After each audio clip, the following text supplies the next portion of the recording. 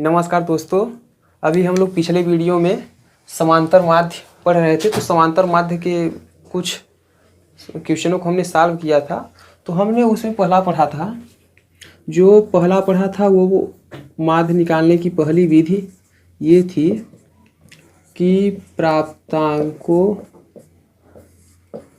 का योग बटे प्राप्तांकों की संख्या, ये था। फिर हम लोग आ गए थे विच्छिन्न अविच्छिन्न वाले में।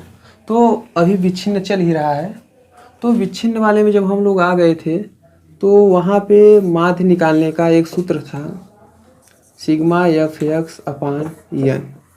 एन क्या था? पदों का योग था। और एफ एक्स यानी बारंबारता और पदों का गुणनफल जो आएगा उसका योग था। और एक था तीसरा वाला माध्य निकालने का सूत्र। माध्य, इसको आप लोग माध्यिका मत समझिएगा, यम माने माध्यिका भी होता है, माध्य भी, तो यहाँ हम लोग माध्य पढ़ रहे हैं। एक था A plus sigma F into D X upon N. ये जो अपान एन है, बटे में जो एन है, केवल sigma F into D x का है, ए के बटे में एन नहीं है। ये भ्रम अपने दिमाग से निकाल दीजिएगा। आज हम लोग जो पढ़ेंगे चौथा वाला माध्य, वो रहेगा हमारा A plus sigma F into D X dash upon N into I. इस वाले सूत्र पर आज हम लोग सॉल्व करेंगे। तो आपका ये पहला सूत्र था, दूसरा इस पे हम लोगों ने सॉल्व किया, तीसरा। आज हम लोग चौथा इस पे जो है सॉल्व करेंगे।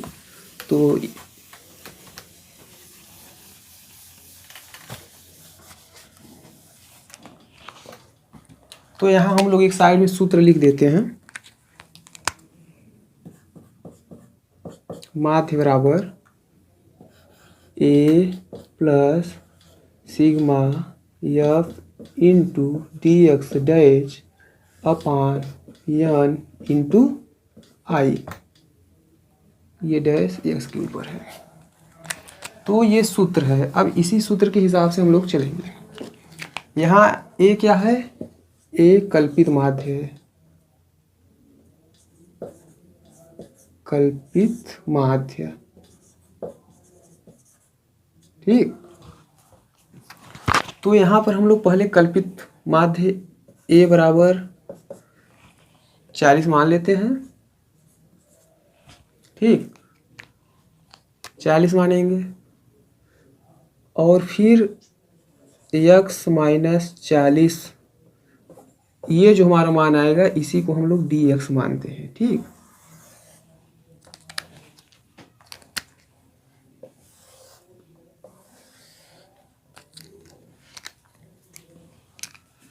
पैंतीस में से 40 घटाएंगे, -5 आएगा। 40 में से 40 घटाएंगे, 0 आएगा। 45 में से 40 घटाएंगे, प्लस का 5 आएगा। 50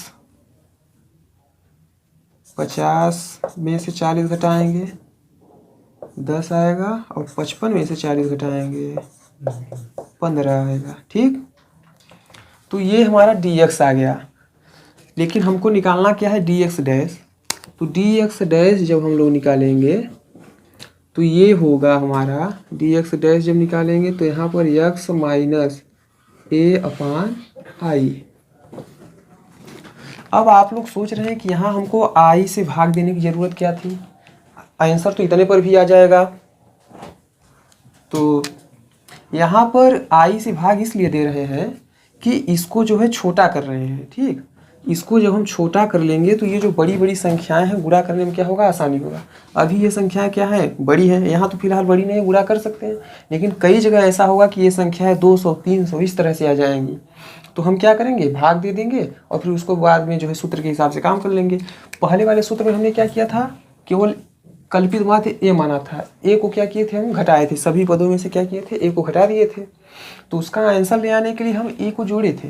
अब यहाँ क्या कर रहे हैं? ए को भी घटा रहे हैं और आई से क्या कर रहे हैं? भाग भी दे रहे हैं। तो जब आई से भाग भी दे रहे हैं तो ए को घटा रहे हैं, आई से भाग दे रहे हैं, तो जिसको हम घटा रहे हैं उसको सूत्र में क्या करेंगे, जोड़ेंगे।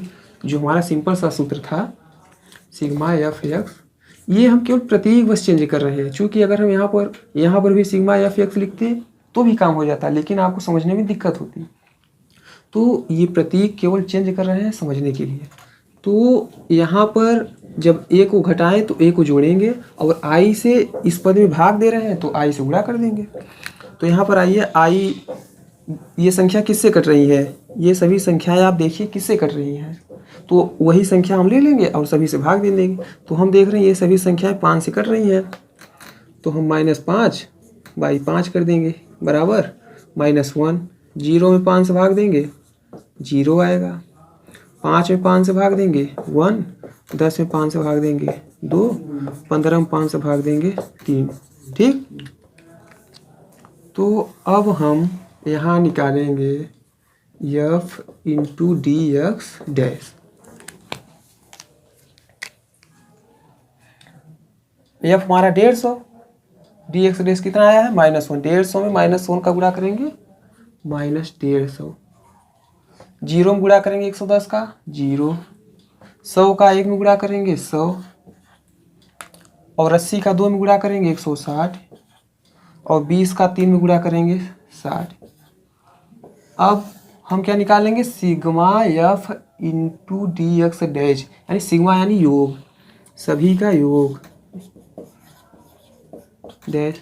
तो यहाँ 150 है और यहाँ 160 प्लस, और यहाँ 150 माइनस में है। तो 160 में जब 150 को घटाएंगे 10 बचेगा, और 100 और 60 160 और 10 170, तो ये 170 आ जाएगा। और ये जो है पदों की संख्या n बराबर 460 शायद आएगी। 0 5 1 6 8 2 10 2 12 1 13 8 2 10 5 15 1 16, ठीक 1 2 3, हाँ 460 है, ठीक। तो अब हम इस सूत्र पे रख देंगे। तो यहाँ पर हम माध्यिका ज्ञात करते हैं। ए कितना माने थे हम लोग, कल्पित माध्य कितना माने थे, कल्पित माध्य कितना माने थे 40 माने थे। ए हम लोगों ने 40 माना था, तो यहाँ पे 40 रख देंगे, plus sigma F into D X dash का मान कितना है 170, और बटे में एन का मान कितना 460, इंटू आई हमने कितना माना था 5 माना था। यहाँ पर आई बराबर कितना माना था 5 से चूंकि हमने भाग दिया है सब में, इसलिए आई बराबर 5। आप यहाँ जरूरी नहीं है कि आई ही मानिए, आई नहीं, आप यहाँ पर ए बी सी डी कुछ भी मान सकते हैं। अगर यहाँ ए बराबर 5 मानेंगे तो हम यहाँ गुणा जो है ए से कर देंगे। तो यहाँ पर आई बराबर 5। अब इसको काट देते हैं, 1 0 से 1 0 कट जाएगा। अब इसका गुणा कर देते हैं, 40 प्लस 17 50 17 25 85 भाई 46। अब हम 85 में 46 से भाग देंगे, यहाँ दे देते हैं, देखिए ध्यान से देखिएगा आप लोग। 85 से भाग देंगे, एक बार जाएगा 9 बचेगा 3, 1 पॉइंट समथिंग 8 आएगा। तो 40 प्लस 1.8 यानी 41.8 हमारा क्या हो जाएगा आंसर। तो आप देखिए इसको किसी भी सूत्र से लगाएंगे। इसमें आप या तो माध्यिका निकालने के लिए sigma F x upon N वो भी सूत्र लगाएंगे, उससे भी आंसर आ जाएगा। अगर आप इसमें ये सूत्र लगाते हैं कि sigma A plus sigma F into D X upon N, उससे भी आंसर आ जाएगा। और ये रहा, अगर ये भी सूत्र लगाएंगे तो इससे भी वही आंसर आएगा। तो आप लोग जो पिछले वाले हमने 2 फार्मूले बताए थे, उन दोनों को आप इस पे लगाइएगा और सॉल्व करिएगा। तो और प्रैक्टिस जो है अपन इस करिएगा। तो आज हम लोग बस इसको समाप्त करते हैं, फिर अगले दिन हम लोग अविच्छिन्न आंकड़ों की ओर आएंगे और उस पे जो है कुछ सवाल कुछ क्वेश्चन को सॉल्व करेंगे। ठीक, धन्यवाद।